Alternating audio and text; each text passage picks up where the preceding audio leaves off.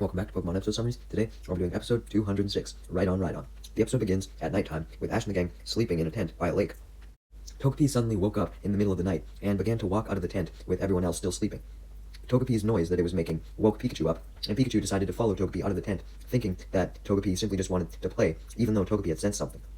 Pikachu ends up following Togepi to the lake, and Togepi just sits there, seemingly looking for something, although when nothing arrives, Togepi decides to just play with Pikachu, and they play until morning while Ash and the gang still sleep.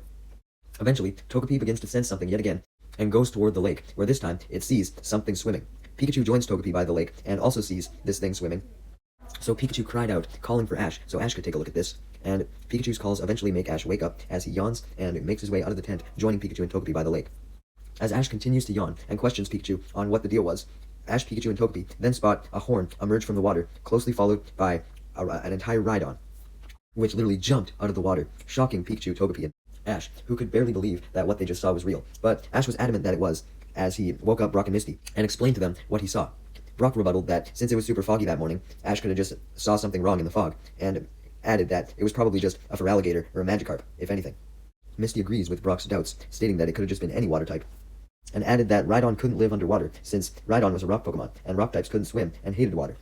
Misty tries to make Ash forget about the Rhydon, but Ash was still adamant that the Rhydon was swimming in the water, with Misty rebutting that a rock Pokemon that loves swimming was fucking unheard of. Ash and Misty continue to argue, until thankfully, a girl named Pietra comes up, holding her Meryl, having overheard the conversation,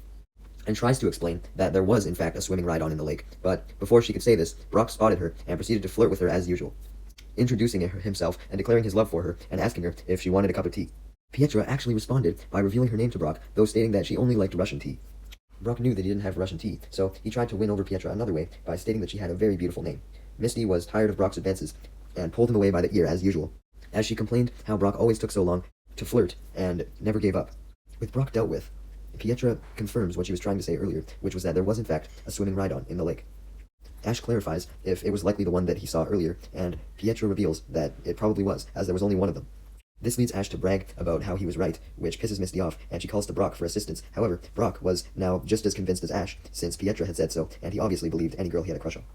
Misty was still doubtful, so questioned Pietra on how a Rhydon swimming could be possible, with Pietra revealing that it seemed as though this Rhydon must have learned the move Surf somehow, and that prevented it from sinking in the water.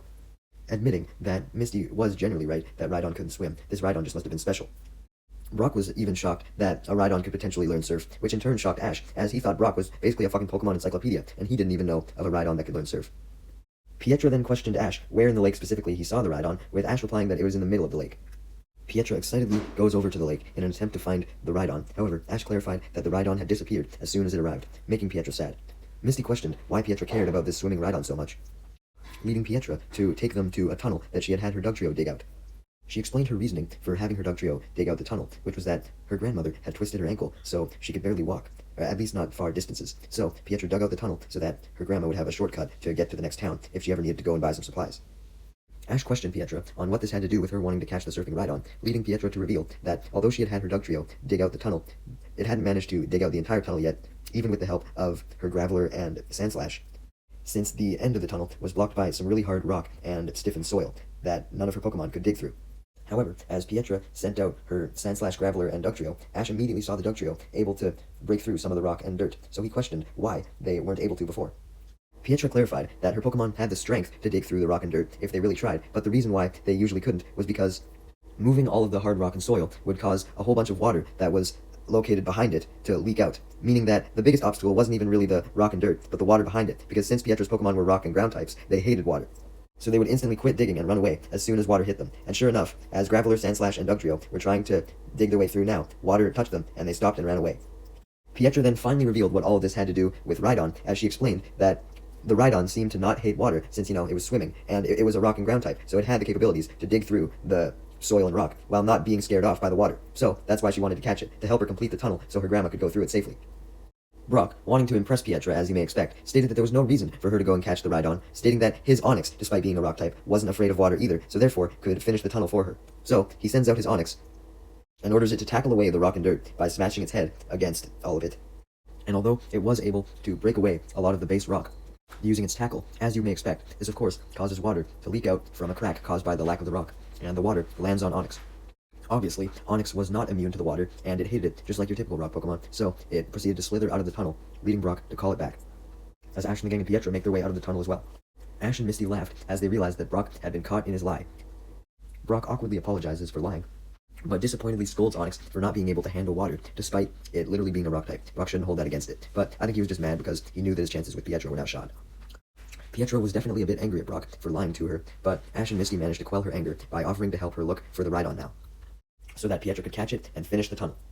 Meanwhile, Team Rocket was spying on Ash and the gang from some bushes and had overheard them talking about the waterproof Rhydon, and they were instantly interested in catching this Rhydon for themselves so they could give it to Giovanni and get a promotion, because they knew that Giovanni would love to have a waterproof Rhydon, since it was so rare.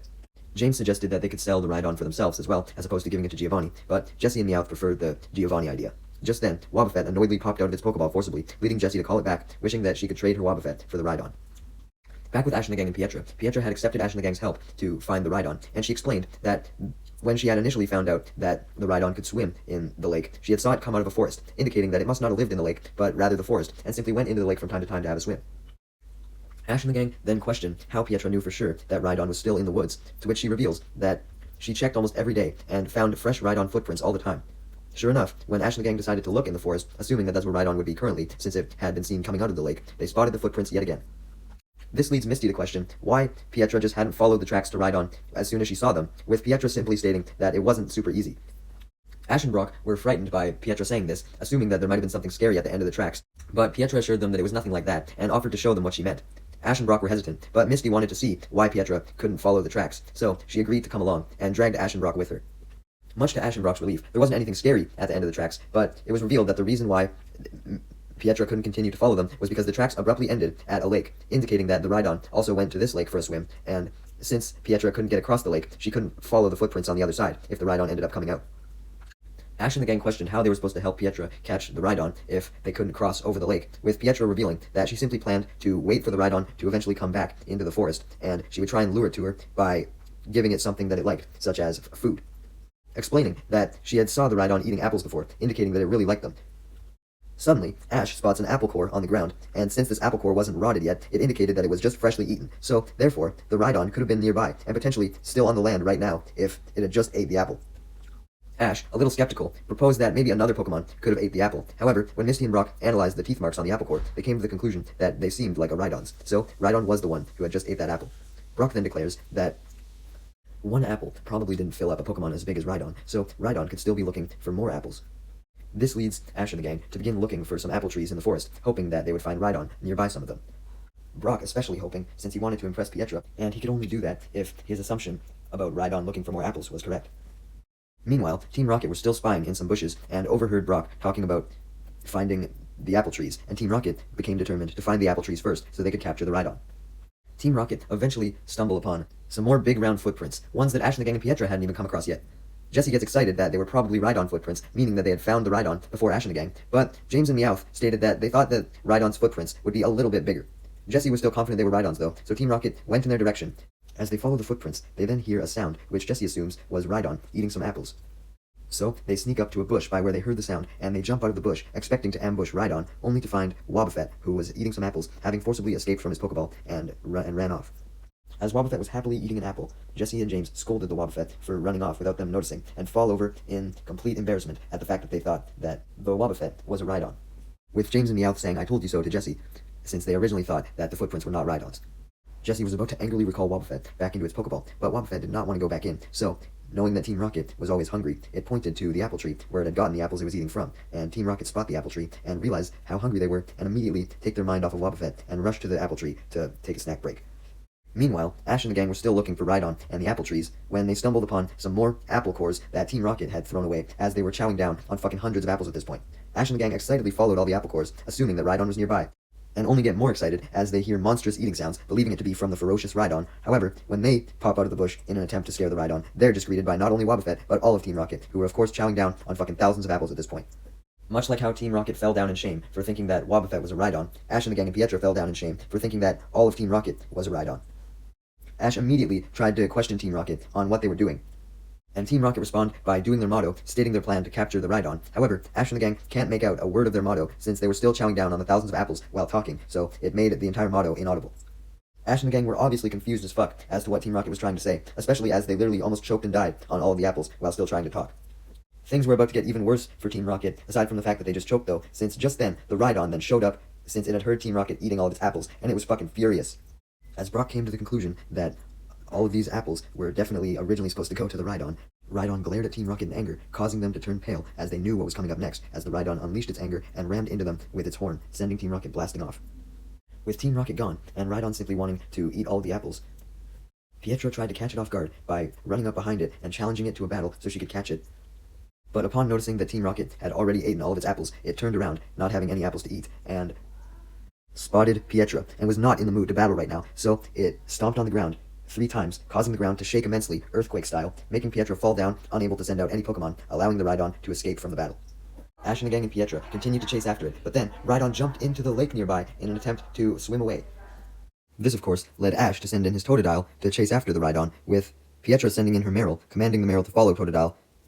And Misty, of course, gets involved as well, due to her being a full-on Water-type trainer, so why wouldn't she get involved, as she sends out her Staryu, Poliwhirl, and Goldeen. Ash and the gang were originally just going to have their Pokemon do all the work, but they spotted an empty speedboat by the lake for some reason, and were now able to use it. Man, that would have been convenient if Pietro was able to use it beforehand, then she wouldn't have even needed Ash and the gang's help. But anyways, as Ash and the gang go in the speedboat, Team Rocket was watching from the edge of the forest, having blasted off there, and complaining about how all of their apples were gone. Anyways, as Ash and the gang were searching for the Rhydon, they unfortunately weren't having too much luck. Ash got frustrated when he saw his Totodile dancing in the water, even though it was supposed to be the one to lead the group, so he yelled at it. Right as Totodile bumped into Rhydon's horn while it was dancing, and he instinctively grabbed onto it, curious as to what it was. Since he was unaware that it was Rhydon's horn, due to simply seeing just the horn stick out, not the rest of Rhydon. But as soon as Totodile clamped onto the horn, this alerted the Rhydon, and he rushed out of the water, emerging. Totodile still wouldn't let go, even after the Rhydon had revealed himself, so this caused Rhydon to get angry and spin its horn around in a drill-like formation to throw Totodile off of it.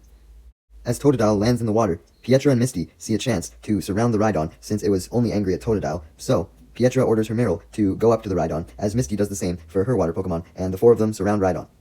Unfortunately, Rhydon was way too fast and was able to swim away before any of Misty or Pietro's Pokemon could do anything. Thankfully, Ash's Totodile then recovered from being knocked down, and was able to leave the chase as the now 5 water Pokemon chased after Rhydon. Rhydon saw the 5 Pokemon approaching, so it decided to stop, which excited the 5 Pokemon because they figured that now they'd be able to catch up to Rhydon. But no, because Rhydon only stopped so that it could spin its horn in the water using Horn Drill to create a whirlpool, which sent all of the water Pokemon flying, knocking out Totodile, followed by the rest of the water Pokemon, forcing Ash and the gang and Pietro to return their Pokemon to their Pokeballs, and rant about how difficult Rhydon was to catch as they returned to the shore, and they then considered how they were going to catch the Rhydon. Misty then spotted in the distance that Rhydon had emerged from the water and had arrived at a second island, one that was also nearby. Brock hypothesized that this island must have had apples as well, which must have been why the Rhydon wanted to go there, and as he used his binoculars, he confirmed this, seeing apples grow on many trees on the island. Ash and the gang and Pietro then got back in their boat and traveled through the same island, as Brock continued to look through the binoculars and saw the Rhydon eating the apples, coming to the conclusion that Rhydon must have developed the ability to surf just because it loved apples so goddamn much, and it had to find a way to get to them. Meanwhile, Team Rocket was spying on Ash and the gang from some bushes, yet a fucking again, as they overheard Ash and the gang talking about how they were about to head over to the new island to track down Rhydon. Team Rocket obviously wanted to get there first, as they had come up with a new plan to capture the Rhydon, so they got in their Meowth balloon and floated over to the island, getting there before Ash and the gang. When Team Rocket arrived on the island, James and Meowth put their plan into action, which was simply a pitfall trap, which they hoped that Rhydon would fall into, especially since they had disguised this pitfall trap by covering it with branches and leaves, so that it looked like it was just part of the ground. While James and Meowth were busy putting the finishing touches on the pitfall trap, Jessie had been suggesting multiple times that they sleep by a tree until the Rhydon showed up, so that as soon as the Rhydon showed up, they would wake up and be able to retrieve it once it fell into the hole. James and Meowth simply ignored her, as they were too busy on the pitfall trap, so when they were done and saw that Jessie had fallen asleep by the tree, they were immensely pissed off that Jessie had gotten out of helping them whatsoever, and decided that it was time that they slept as well, to get payback on Jessie. So, James and Meowth fell asleep, leaving all of Team Rocket unconscious, until Jessie woke up when she heard a loud crash. Jessie immediately got excited, thinking that the Rhydon must have fallen into the trap, and told James and Meowth to go get it, only to realize that they were sleeping beside her, leading her to yell at them, demanding that they get the fuck up. James and Meowth tried to defend themselves for sleeping, reminding Jessie that she fell asleep first, but Jessie wasn't down for listening, and simply walks over to the hole, with James and Meowth following, only for the 3 Team Rocket members to fall over in dismay, as they realized that their pitfall trap didn't catch Rhydon, but instead Wobbuffet, who had forcibly popped out of its Pokeball and walked in there. Meanwhile, Ash and the gang had now arrived on the island, and were hiding in a bush, planning potential counters to Rhydon. Unfortunately for them, before they could come up with a full plan, that's when the Rhydon walked by them, and Pietro immediately hopped out of the bushes and demanded a battle with Rhydon, so that she could catch it. Rhydon ignores Pietra, not believing her to be worth its time, viewing her as weak, especially with just a little Meryl. But his attention is then grabbed as Ash comes out of the bush and has his Pikachu use Thunderbolt on it. This knocked Rhydon down to the ground and made him vulnerable, leading Pietra to walk up to it yet again and demand a challenge for the third time. However, before Rhydon could even respond this time, Team Rocket then showed up in their Meowth balloon, from which they deployed a net and swiftly captured Rhydon and began escaping in their Meowth balloon as they laughed about how easy it was to capture. Brock didn't let Team Rocket get away for long though, as he sent out his Crobat and had it use Wing Attack to pop the Meowth balloon, sending it plummeting down into the lake below. However, Team Rocket did not drown from this, as they gathered a Wobbuffet life raft that they had tucked in their Meowth balloon and grabbed it from the Meowth balloon's wreckage and hopped aboard it, with James stating that he knew that they didn't usually use life rafts, but this was the only gadget that they had left in the Meowth balloon, so it was going to have to make do. Anyways, with the Rhydon still in a net, and Team Rocket being able to put it aboard their Wobbuffet life raft, they then began rowing away using an oar. However, since their life raft obviously wasn't powered by a motor, Ash and the gang were able to quickly catch up by using their boat, which did have a motor. James was getting annoyed by how slow their Wobbuffet life raft was going, and proceeded to complain immensely, with Jesse simply telling him to paddle faster. Rhydon was also getting annoyed, not by how slow the raft was going, but by Team Rocket's bickering. It was about ready to break out of the goddamn net, but unfortunately for him, he couldn't. That was until Ash and the gang fully caught up, and Ash sent out his Bulbasaur and had it use Razor Leaf to cut Rhydon's net, freeing it, allowing Rhydon to jump into the lake. As Rhydon began to swim away, Team Rocket finally registered what had just happened, as Ash sent his Pikachu over to their life raft and had him use Thunderbolt to send Team Rocket blasting off, destroying their raft in the process, as Pikachu hopped back onto the boat. Although Pikachu hopped onto the boat, Pietra jumped off the boat as she attempted to swim after the Rhydon herself, wanting to catch it. Rhydon tries to swim away, but Pietra grabs the Rhydon by its neck, slowing it down. So, Rhydon decides to dive underwater in an attempt to shake off Pietra, but Pietra doesn't let go, even during the turbulence. So, Rhydon tries a different tactic, which was to swim back to the island and jump out in an attempt to get Pietra to let go. However, Pietra still doesn't let go, even as the Rhydon lands, allowing her to attempt to throw her Pokeball at Rhydon, hoping that she'd be able to catch it now that it was on solid ground. But before she can do that, Rhydon then decides to instantly hop back into the water, since it realized that its plan of getting Pietra shaken off wasn't working. Pietra was struggling to hang on to Rhydon at this point, but fortunately, she was able to by the time Rhydon reached land again, arriving back at the first island that it had been encountered on. Unfortunately, though, the landing this time did make Pietra lose grip of the Rhydon, allowing the Rhydon to begin running away into the forest, as Ash and the gang arrived back on this island as well, having used the boat, with Brock piloting it. Ash and the gang instantly come to comfort Pietra, who had fallen over from exhaustion from hanging on from Rhydon for too long.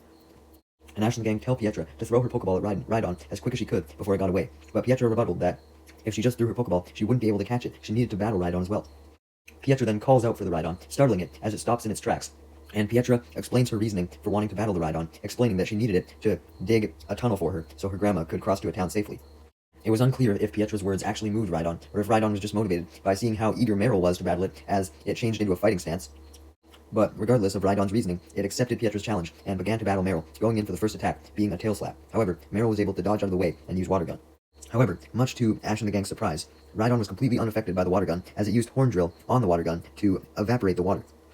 Pietra then orders Meryl to go in for a tackle attack, which Meryl does, but since Rhydon was so rocky and hard, Meryl's soft body simply just bounced off of Rhydon, knocking Meryl to the ground as Rhydon prepares to stomp on Meryl, since it was now defenseless. However, it was able to use Bubble Beam before Rhydon stomped on it. That made Ash and the gang and Pietra cheer for Meryl, as this Bubble Beam was able to make Rhydon stomp its way backwards, as opposed to stomping on Meryl. Rhydon then got angry, as it proceeded to use Tail Slap on Meryl yet again. And although Meryl did take a few hits, it was eventually able to duck, since that was all Rhydon was doing, was a Tail Slap, so Meryl was able to see it coming and get out of the way. It then followed up by using a Water Gun, since Rhydon was still too distracted by simply just waving its tail, and this Water Gun was enough to knock Rhydon to the ground. Pietra obviously saw this as an opportunity to capture the Rhydon now that it was down, so she threw her Pokeball, but unfortunately, it was only able to shake a few times before Rhydon broke free, not wanting to be captured yet. Brock remarked how he didn't think the odds would be in Meryl's favor anymore, as now the Rhydon was clearly angrier due to almost being captured, and it was able to hone in on its anger and use Horn Drill to block a Bubble Beam and Water Gun from Meryl. Both of Meryl's most useful attacks now were useless against the Rhydon, so Meryl decided to change up its strategy and use an Iron Tail instead. Although it did eventually land the Iron Tail and inflicted massive damage onto Rhydon, it had to avoid a Horn Drill and tackle first, but this dodging was worth it, as the Iron Tail was enough to knock Rhydon onto the ground, since the Iron Tail hit Rhydon in one of its most valuable places, its head and face. Pietra declared that the Iron Tail probably weakened Rhydon enough, so she decided to throw another Pokeball, and this time, Rhydon was successfully captured, much to Pietra's delight, as she thanked Meryl for all of its assistance. As Ash and the gang congratulated both of them and cheered, with Brock remarking how good of a battler Meryl was, despite its small size. With Rhydon now caught, Ash and the gang and Pietra then go back to the tunnel that needed to be finished dug out, and Pietra sends out her Rhydon now, and sure enough, it was able to finish digging the tunnel by using Horn Drill and Takedown to smash through the stone and dirt wall, not being scared of any of the leaking water, just as Pietra anticipated. Ash and the gang and Pietra admired the light that you could now see through the cave, now that there was an opening through it, and hurriedly rushed through to the light, now being out of the cave. Ash and the gang then proceed beyond the cave to continue their journey to Olivine City as they say goodbye to Pietra, although Brock did offer to stay with Pietra, offering to have his Onyx help her dig out the cave if the rock and dirt ever reformed and blocked off the end of the tunnel again, but Pietra reminded Brock that she was still somewhat mad at him for lying to her about his Onyx being able to handle water, also reminding him that his Onyx wouldn't be able to help anyways since it was scared of water. Pietra then thanked her Rhydon for helping her dig out the remainder of the tunnel, and told it that it was way better than Brock's Onyx, much to Brock's dismay as he continued with Ash and Misty to Olivine City, with tears in his eyes. The episode then ends with one last scene from Team Rocket, who were still hungry despite eating hundreds of apples. Starting Fox. I guess getting blasted off really tires you out.